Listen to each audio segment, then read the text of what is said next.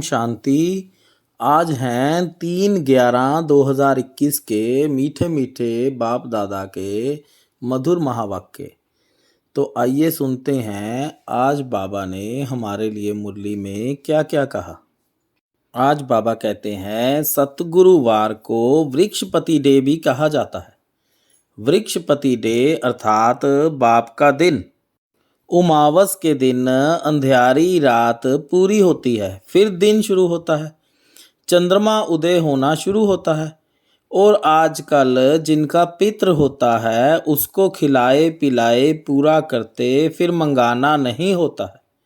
सबको तृप्त किया जाता है। दिन में चले गए फिर रात में लौट आने की दरकार ही क्या है।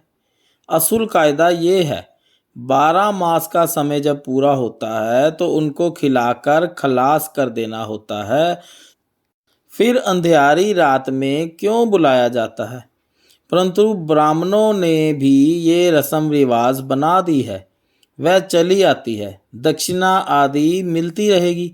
ये है हद की अमावस। अब बाप आया है बेहद की अमावस में। बाप कहते हैं तो आधा कल्प का अंधियारा पूरा होता है, फिर सतयुग में सोझरा ही सोझरा होता है। वहां कभी कोई पितृ आदि नहीं खिलाएंगे। ब्रह्मा की रात सो ब्राह्मणों की रात पूरी हो दिन आता है। कोई पितृ आदि खिलाते ही नहीं, वहां ब्राह्मण ही नहीं होते। ऐसे नहीं कि कोई मरते नहीं हैं, परंतु ये रस्म रिवाज नहीं होता। यहाँ तो अनेक प्रकार के ब्राह्मण भी हैं। वहाँ सब बिल्कुल मीठे होते हैं, दुख की बात नहीं होती, कब कड़वा बोलते नहीं, पाप करते नहीं। अब जो जितना पुरुषार्थ करेंगे उतना पद पाएंगे नंबरवार। ऐसे नहीं कि वहाँ चोरी आदि करेंगे, नहीं, अंदर बाहर साफ रहता है। यहाँ अंदर एक बाहर दूसरे होते हैं, कितना एक दूसरे को नुकसान पहुंचाते हैं। ये सब है रावण राज्य की गंदी चंचलता। बाप कहते हैं हमारा बच्चा बन कोई उल्टा सुल्टा काम करेंगे तो कड़ी सजा पाएंगे, पद भी भ्रष्ट हो जाएगा। भगवान खुद बैठ पड़ाते हैं देवता बनाने के लिए। देवताओं की महिमा गाते हैं सर्वगुण संपन्न अहिंसा परमो धर्म।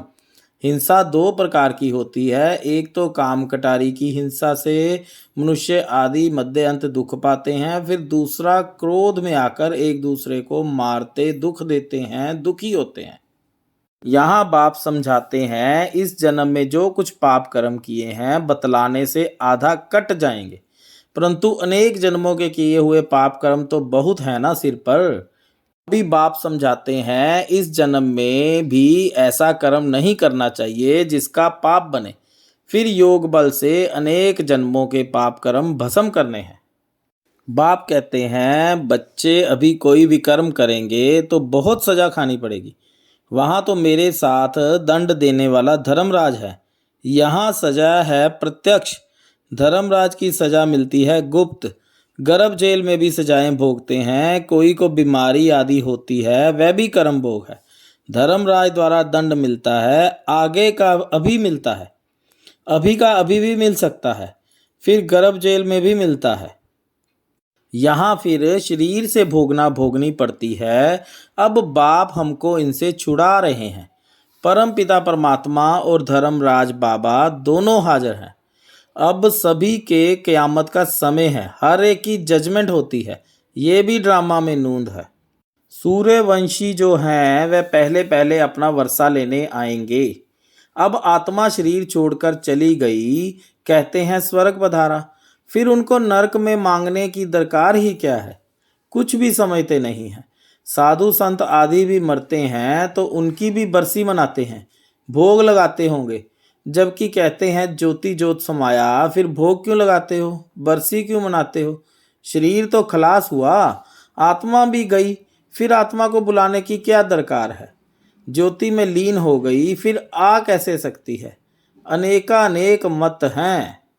ऐसे भी कहते हैं मनुष्य मोक्ष पाता है फिर आता नहीं। मोक्ष को पाया तो फिर और ही खुशी मनाना चाहिए। पाठ बजाने से छूट गया, फिर तो उनको याद भी नहीं करना चाहिए। कितना भी समझाओ फिर भी विष ही याद रहता है। विष विकार के बिना रह नहीं सकते। बाप कहते हैं तुम मेरी बात मानते नहीं हो, पावन नहीं बनते हो, तो मुझे बुलाते ही क्यों हो कि हे पतित पावन आओ। याद रखना, अभी नहीं मानेंगे तो धर्मराज द्वारा सजा दिलाएंगे। डराते भी हैं परंतु बच्चे विकार में जाते ही रहते हैं। डर ही नहीं है, वह कितने हंटर खाएंगे, बात मत पूछो, पद भी भ्रष्ट हो जाएगा। बाबा तुमको ज्ञान सिरान पर चढ़ाते हैं तो तुम कितने अच्छे हो जाते हो। अच्छा, मीठे मीठे सिकीलदे बच्चों प्रति माता पिता बाप दादा का याद प्यार और गुड मॉर्निंग। रूहानी बाप की रूहानी बच्चों को नमस्ते। हम रूहानी बच्चों की रूहानी बाप दादा को नमस्ते नमस्ते, गुड मॉर्निंग। शुक्रिया बाबा, शुक्रिया। मुरली का सार है, मीठे बच्चे अंदर बाहर साफ बनो, कोई भी गंदी आदत अब तुम्हारे में नहीं होनी चाहिए। प्रश्न है, ब्राह्मण बच्चों को बाप से पूरा पूरा वर्षा लेने के लिए किन किन धारणाओं पर ध्यान रखना है। एक है, इस जन्म में बाप का बनकर ऐसा कोई पाप कर्म ना हो जिसकी 100 गुना सजा भोगनी पड़े। दूसरा है, बाप जो अति मीठा है वह तुम्हें आप समान मीठा बनाते हैं, इसलिए मुख से कोई कड़वा ना बोल निकले जिससे दूसरों को दुख हो। तीसरा है, दुख हरता सुख करता के बच्चे बन सबके दुख हरने हैं। मनसा वाचा कर्मना सुख देना है। चौथा है, निंदा स्तुति में समान रहना है। धारणा के लिए मुख्य सार है, अभी कियामत का समय है, इसलिए कोई भी पाप कर्म नहीं करना है, अपने कल्याण का पुरुषार्थ करना है, बहुत मीठा बनना है, क्रोध को छोड़ देना है। दूसरा है, बाप से पूरा पूरा वर्षा लेने की तमन्ना रखनी है, कदम कदम पर बाप की राय लेनी है, बाप समान दुख हरता सुख करता बनना है। वरदान है, स्वयं के संकल्पों की उलझन अथवा सजाओं से भी परे रहने वाले पास विद ऑनर भव। पास विद ऑनर अर्थात मन में भी संकल्पों से सजा ना खाएं। धर्मराज के सजाओं की बात तो पीछे है, परंतु अपने संकल्पों की भी उलझन अथवा सजाओं से परे रहना है। ये पास विद ऑनर होने वालों की निशानी है। वाणी कर्म संबंध संपर्क की बात तो मोटी है, लेकिन संकल्पों में भी उलझन पैदा ना हो ऐसी प्रतिज्ञा करो, तब पास विद ऑनर बनेंगे। स्लोगन है, ज्ञान घृत और योग की बत्ती ठीक हो तो खुशी का दीपक जगता रहेगा। ओम शांति। शुक्रिया बाबा, शुक्रिया।